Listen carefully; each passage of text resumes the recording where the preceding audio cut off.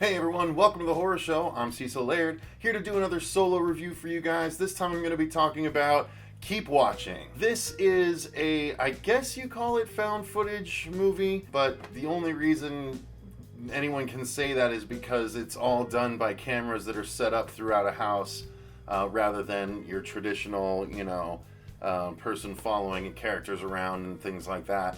So this actually came out, I think, at the end of last year. Or towards the end of last year. I just didn't get around to it until recently when it popped out on Redbox. I saw it. I was like, oh, I think I know we did a trailer reaction to it, and so I wanted to give it a try. I think Sinister Cinema Reviews also looked at this one because he's a big found footage fan as well. And I did double check with him afterwards, so now I remember, yes, he did in fact review this because we both pretty much agreed that this was not a good movie. This was a bit of a bummer, actually.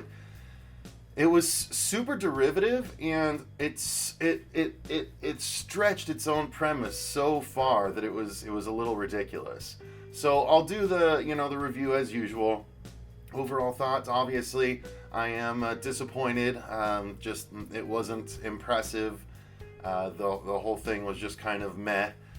So that's the overall thoughts. I mean, the story itself is about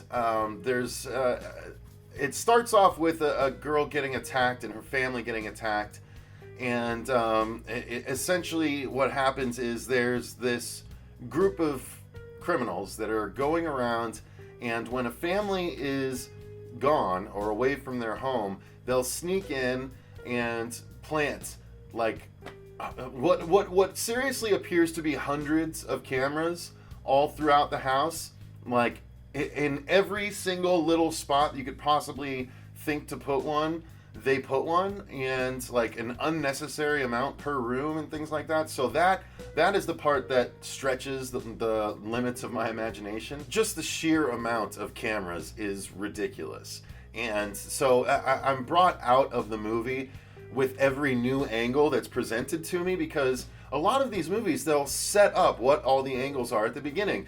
Paranormal Activity is the closest cousin to this because it's static angles set up throughout a house. And but the thing is, they present all the angles to you at the beginning of the movie during the setup when they're putting the cameras up and stuff, or when he's going through and testing them and whatnot, so we know what all the viewpoints are going to be. They can't do that with this because there's so damn many viewpoints.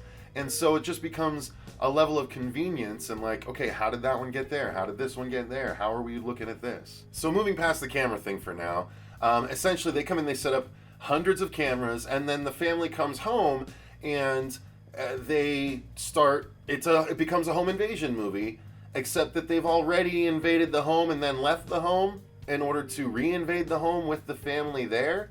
And not only that, but it's kind of like a game because they leave items, useful items, around for the family to find and sort of use to try and get away or fight back. And the whole time, it turns out that all the cameras are actually live streaming to an audience somewhere. So it's one of those sort of tries to be a messed up concept, but we've seen this done before, deaths being broadcast to a group of people. So that's not really edgy anymore. And it's also kind of a non-factor throughout most of the movie. It doesn't matter who's watching the cameras. You never really see them except for a couple of key points. And even at that, I still don't feel like it was entirely necessary.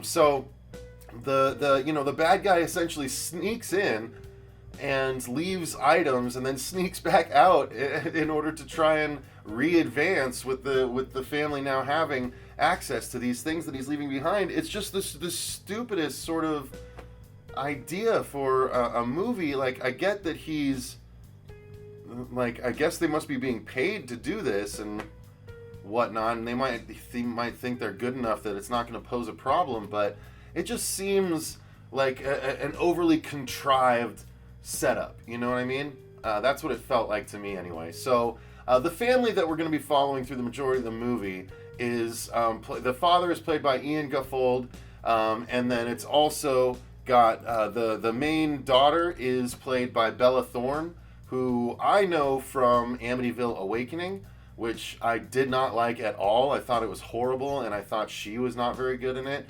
I unfortunately feel the same about her in this one. Natalie Martinez, I believe, plays the mom, and then the younger brother is played by Chandler Riggs, who plays Carl in The Walking Dead, played Carl. Anyway, it's kind of an annoying cast. I mean, the parents aren't bad, but the kids are both just really annoying, and it focuses a lot on them, so it made for a frustrating watch for me. I mean, that's the story. The family has to defend themselves while this group of killers, a la the Strangers, or a la the Crazies, or a la the one that everyone goes crazy for. What was it? It just came and left. Home invasion one that everyone loves. You're Next. That's the one. Yeah. So it's another one of those, except done poorer. So I was not a fan of this. The acting, as I said, not a fan of Bella Thorne, not a fan of Chandler Riggs. And Lee Wanell makes another appearance, who is of the Insidious, franchise and part of the whole Blumhouse team. And I don't know, it was just kind of a lackluster movie for me, even in the acting department. The effects were all but non-existent. There weren't very many at all to really latch onto. I'm doing this review a few weeks after watching the movie, and I'm honestly struggling to remember a good portion of it. I mean, that's not true. I read the wiki just to remind myself of everything, and I do remember everything that happened, but there's nothing that I could really grab onto that was like, oh, there was that scene that was really cool, or there was that bit, or that line of dialogue that's a good thing to hang on to going forward. There was just nothing to it in that way, in my opinion. So yeah, I mean, the effects are not, like I just said, not a lot there. The cinematography, it's just camera angles wherever camera angles want to be at any given time. Not like they move, but they'll just introduce a new angle that you've never seen before, and you're like, oh, okay, I guess we can see from here now too. So it just felt cheap and cheating, and all in all, just not a big fan. I'm not going to go on super long about this, but if it sounds like an interesting thing, the whole game setup, how like there's all these people watching and he leaves items and there's X's that mark the spot where people die and stuff like that, like it sounds kind of interesting, but it's just executed in such a way that it just doesn't work, and it makes for a frustrating watching experience, or at least it did for me.